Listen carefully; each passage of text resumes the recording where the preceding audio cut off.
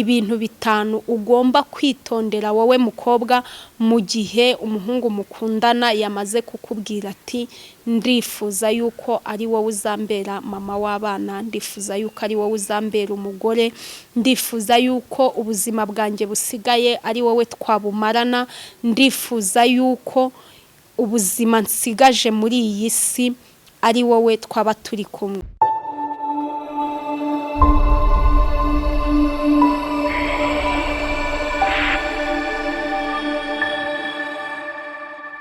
Mana data wa twese uri mu ijuru, Imana yera, ndongera ndagushimye kandi ndakunezerewe, ngushimiye ko ukindinze, ngushimiye ko urinze abankurikiranye bose, ubarindiye ubuzima, uhabwa icyubahiro.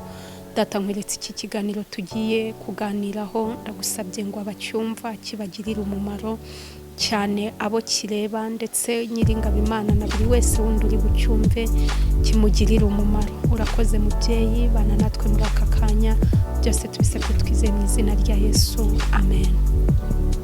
Ndongera ndabasuhuje inshuti bakunzi ba Aline 250, mwebwe mudasiba kunyereka ko munkurikiranye umunsi ku wundi. Ndabasuhuje cyane abari Burasirazuba, Iburengerazuba, Amajyepfo, Amajyaruguru, umujyi wa Kigali, abari Burundi, abari muri Afurika, abari hanze ya Afurika, abari mu bihugu bya kure, mwese mwebwe mubasha kunkurikirana. Amahoro y'Imana bane namwe kandi umugisha w'Imana ubahoreho. Ndabasuje cyane mwebwe mwakanze subscribe, muri inshuti nziza n'ukuri, mwebwe mwanshyigikiye, Imana ikomeze ibaha umugisha. Uyu munsi rero ndifuza yuko tuganira ku bintu bitanu umukobwa agomba kwitondera mu gihe amaze kubona fiance, cyangwa se ibintu bitanu ugomba kwitondera wowe mukobwa mu gihe umuhungu mukundana yamaze kukubwira ati ndifuza yuko ari wowe uzambera mama w'abana, ndifuza yuko ari wowe uzambera umugore, ndifuza yuko ubuzima bwanjye busigaye ari wowe twabumarana, ndifuza yuko ubuzima nsigaje muri iyi si ari wowe twaba turi kumwe. Ibi bintu bitanu rero ugomba kubyitondera muri cya gihe utaragera mu rugo rwawe, ahubwo guhera umunsi yamaze kukupropoza, cyangwa guhera umunsi yamaze kubigusaba, guhera umunsi nawe ubwawe wamaze kubimwemerera, kugeza igihe ugeze mu rugo rwawe ukavuga uti ndi umugore w'umugabo, umugabo wanjye n'uyu nguyu. Ibyo bintu bitanu rero, ikintu cya mbere ugomba kumenya mu gihe umuhungu yamaze kuguporopoza nawe wamaze kubyemera, ikintu cya mbere ugomba kwirinda ni ugusamara. Gusamara ni ikinyarwanda kuri bamwe badashobora gusobanukirwa, ariko ndagerageza nkigusobanurire.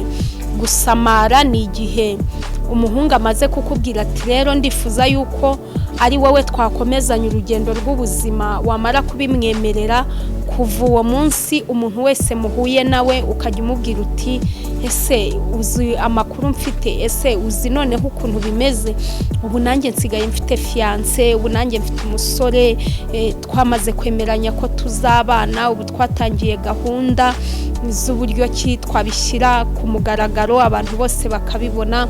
Uyu munsi wahura n'uyu ukabimubwira, ejo wahura n'uriya ukabimubwira, uwo muhuye wese ugatangira ati mfite umugabo, mfite umusheri, mfite fiance, ejo bundi ngiye gukora ubukwe, ejo bundi ngiye kuba umugore. Wahura n'umusore ukabimubwira, wahura n'umugore ukabimubwira, wahura n'umugabo ukabimubwira, wahura n'umwana muto ukabimubwira, mbega urungano ukababwira, bakuruta bo mungana, buri wese nyine ukumva iyo niyo nkuru, buri wese ubonye ukumva nicyo kintu wamubwira. Ariko ndagira ngo nkwibutse yuko icyo kintu atari cyiza. Burya abantu bose ubwira siko bagukunze, burya abantu bose uhereza izo nkuru siko bifuza yuko nawe wagira urugo ngo ube umugore, siko bifuza yuko nawe wagira urugo ngo ugire umugabo, ubyare, wororoke. Oya, mu bantu bibwira hari n'abatakwishimiye. Niyo mpamvu mu gihe utangiye inzira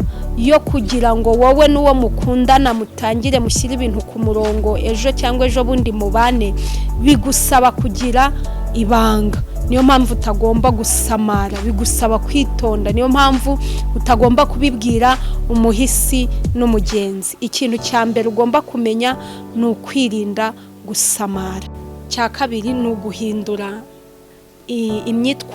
imyitwarire yawe muri ubu buryo ngiye kukubwira. Nimba uri muri cya gihe cya fiyansaye, umuhungu yamaze kukubwira ati ndifuza ko ari wowe, ugomba kugerageza ugatangira guhindura imyitwarire yawe, ugatangira kumenya yuko ugiye kuva mu cyiciro kimwe ukajya mu kindi, ugatangira ugatangira kubyitoza hakiri kare, ugatangira kwisanisha n'ibyo bintu hakiri kare, ugatangira guhindura imyitwarire yawe, ugatangira guhindura imyambarire yawe, ugatangira guhindura imico yawe imwe n'imwe. Byashoboka ko wari wa muntu wakundaga byacitse, hahiye utuntu tw'udupati, utuntu tw'utubidi, utuntu tw'uturori runaka, wagiye ariko biragusaba ngo utangire uhindure imyitwarire.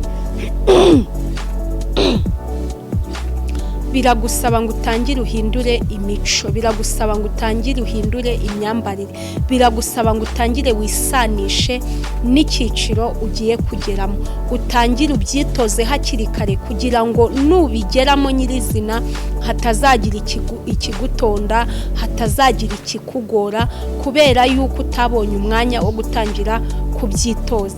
Nimba wagira ngo ingendo za hato na hato, za ngendo utangira uzigabanye. Nimba hari ukuntu wambaraga ugasanga uri wa muntu ukunda kwambara utuntu tukwambitse ubusa, ugasanga uri wa muntu ukunda kwambara utuntu amabere ari hanze, ugasanga uri wa muntu ukunda kwambara utuntu inda yose iri hanze, nshuti, hari ikindi cyiciro uba ugiye kujyamo. Biragusaba rero ngo utangire witoze gusa n'abantu bari muri icyo cyiciro. Burya iyo umuntu yabaye umugore biba bitandukanye n'uko yari ameze ari umukobwa, kandi biba bigusaba kugira izindi ndangagaciro zitandukanye n'izo wari ufite uri umukobwa. Niyo mpamvu nimba ugeze igihe cyo kuba uri muri fiyansaye, tangira uhindure imico, tangira uhindure imyitwarire, tangira uhindure n'inshuti, utangire wimenyereze kugira inshuti z'abantu bafite icyo bakurusha, utangire ubabaze amakuru, utangire ubabaze se biba bimeze bite, se bigenda bite, se umuntu yakwitwara ate,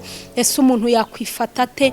Mbega utangire witoze kuba umugore no mu gihe nyirizina utaraba umugore, kugira ngo ejo numara kuba wabaye umugore uri kumwe n'umugabo mutazagira utuntu nk'utwo ngutwo mugonganiraho. Wenda yatangiye kukubwira ati iyo myambarire yawe ntago ari myiza ku muntu w'umugore, wenda yatangiye kukubwira ati izo ngendo zawe za hato na hato ntago ari byiza. Rero ni ibintu bigusaba ngo utangire ubyitoze muri rwa rugendo rwa fiyansaye, hagati yo kuva muri fiyansaye winjira mu rugo rwawe. Ikintu cya gatatu ugomba kwitwararika ni ukutabeshya. Ushobora kuba wari ufite ingeso yo kubeshya, ariko ugerageza gucika kuri iyo ngeso.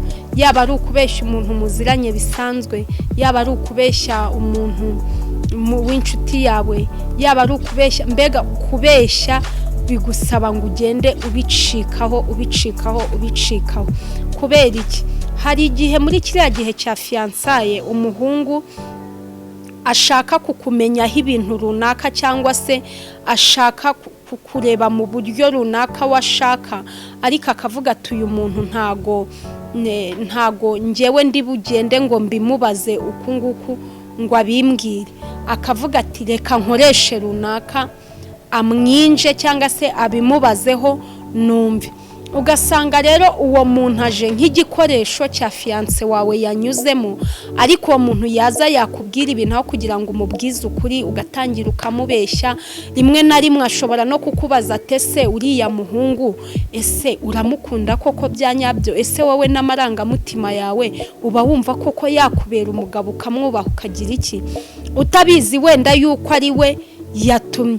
Rimwe na rimwe ugasanga uratangiye atisha nyine nuko ankunda, nuko mbona nyitaho, nuko mbona agira iki, naho ubundi nge numvaga bitandimo, ariko nshingiye ukuntu nyine mba mbona nyitayeho, mba numva nyine nta kibazo tw'abana. mbega akahita yumva yuko uwo muntu mugiye kubana utamukunda, ahubwo ukuruwe n'ukuntu nyine akwitaho, akwitwararikaho, akumenyera buri kimwe, akahita abyumva gutyo. Rero biragusaba ngo nimba uri muri iki gihe ibintu byo kubeshya, nimba ibintu bikurimo bikurimo, nimba ibintu bitakurimo ntago bikurimo, ariko biba bigusaba ngo uvugishe ukuri ku bantu bose muganira, cyane kutamenya uwo yanyuzemo akoresha, ndetse niyo kandi atamunyuramo hari ibyo ashaka kukumenyaho. Ni byiza yuko ugira ukuri, haba mu nshuti ze, haba mu nshuti zawe, haba ku babyeyi, haba mu rungano, haba hehe. Ni byiza ko muri kiriya gihe wirinda ibintu byo kubeshya, ndetse no kuri fiancé wawe ni byiza ko muri kiriya gihe wirinda ibintu byo kubeshya, kubera ko iyo utangiye kumubeshya muri kiriya gihe cya fiancé agenda gutakariza icyizere, ku buryo niyo mubanye hakagira akantu runaka umubeshyaho, ntago bitinda hahita atangira ngo n'ubundi kubeshya ni ibintu byawe, na cya gihe warambeshye turi no mu gufiansanya warambeshye. Kubeshya ni ibintu byawe, ugasangwa icyo kintu kizanye umwuka mubi mu rugo rwanyu. Rero nimba uri mu gihe cya fiancé, mu gihe witegura kuzagera mu rugo rwawe, mu bintu ugomba kwirinda no kubeshya birimo. Ikintu cya kane rero ugomba kwirinda muri kiriya gihe cya fiancé, mu gihe imishinga yo kuvuga ngo ubukwe buratangiye itaragerwaho, ujye wirinda, ujye witwararika kuba wagenda ukicaza mama wawe, ukicaza papa wawe, ugatangira ukababwira ati rero mama mfite chérie, mfite fiancé, ariko nyine biracyari aho ngaho, biracyameze gutya na gutya, ariko ndamufite. Nshuti, ujye ubyirinda cyane, kuko buriya umubyeyi w'umuntu ni umuntu ukomeye. Umubyeyi ni umuntu ukunda yuko umubwira ibintu biri kuri gahunda, ibintu ufitiye proof kabisa zifatika, ibintu mbega biri ku murongo.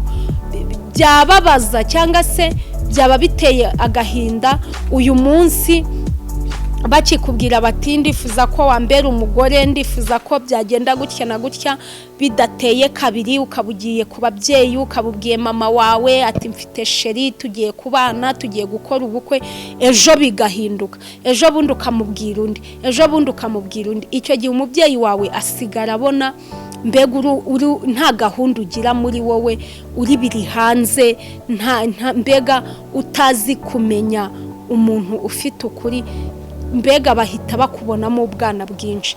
Niyo mpamvu ikintu cya kane ugomba kwirinda ni ukuhita wihutira kubwira ababyeyi uti mfite umuntu turi gukundana, mfite umuntu tugiye kubana, mfite umuntu bimeze gutya na gutya. Haba hari igihe cyiza cyo kubibabwira, si uko n'ubundi wajya kugera mu gihe cyo kuba mwabana utarabibwira ababyeyi, uba wabibabwira, ariko hari igihe runaka cyiza cyo kubibabwira kitari icyo gihe.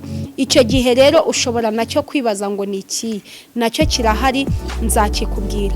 Ariko mu gihe ukiri muri gahunda zo kuba uri muri fiancé iri aho ngaho, nyine umuhungu akikugenzura byimbitse cyangwa nawe ukimwigaho byimbitse, ntago ari byiza ngo uhite ubwira ababyeyi ngo rero ngo mfite chérie, ngo mfite umuntu tugiye kubana, ngo mfite iki. Oya. Icya gatanu, ugomba kutica ku bantu. Hari igihe umuntu abona fiancé akumva nyine sinzi akumva nyine ni umuntu uri hayi, akumva abantu nta kintu bakivuze imbere ye, akumva rwarungano rwiwe, akumva babakobwa b'inshuti ze, ese babasore babajyaga bavugana, akumva ntacyo bakivuze, ntacyo bamaze. Icy'ingenzi nuko yiboneye fiancé, yiboneye umugabo, ugasanga nyine ahise ahinduka. Icya gatanu ni ukwirinda kwica ku bantu. Hari ukuntu nyine nk'iyo umuntu ari muri iki gihe cya fiancé, hari ukuntu utangira guhinduka nyine, ugahinduka mu mico abantu bakabona warahindutse, ntugishaka kubavugisha, ntugishaka kugira iki, wabaye undi wundi. Ariko ni byiza yuko nimba uri muri iki gihe cya fiyansaye, ni byiza ko utica ku bantu.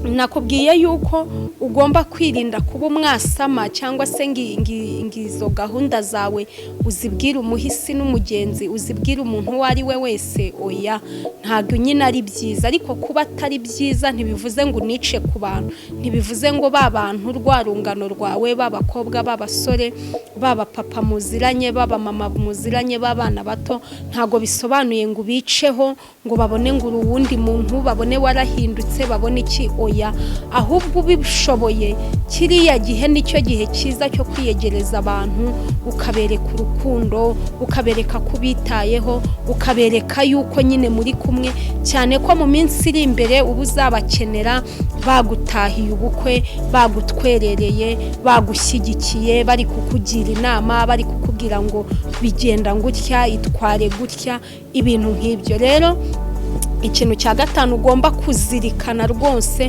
ni ukutica ku bantu, ukamenya yuko ubutunzi bukomeye ufite ari ukuba ufite abantu, akaba ariyo mpamvu abo bantu utagomba kubicaho, utagomba kubegeza ku ruhande, ahubwo ubishoboye byakakubereye igihe cyiza cyo kubiyegereza, ukabashyira hafi yawe, ku buryo n'ejo bundi nubabwira wa mushinga noneho mwawutangiye, noneho wabibabwira bakabyumva neza. Rero ndagushimiye inshuti wowe ukineza amatwi kugeza aka kanya. Ibyo byari ibintu bitanu ugomba kuzirikana mu gihe utangiye gahunda za fiyansaye, mu gihe ugeze muri fiyansaye, kuva umusore mukundana aguporopoje yuko ubuzima busigaye mwabukomezanya kugeza ugeze mu rugo rwawe.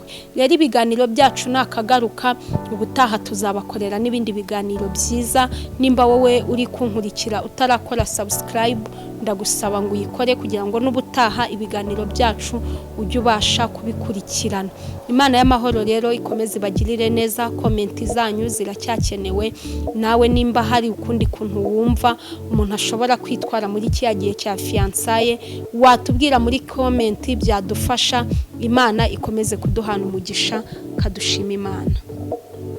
Mana data wa twese uri mu ijuru, Imana yera, Imana y'imbaraga, ndagushimye kandi ndakunezerewe. Mushimiye kukomeje kuturinda no kutugirira neza.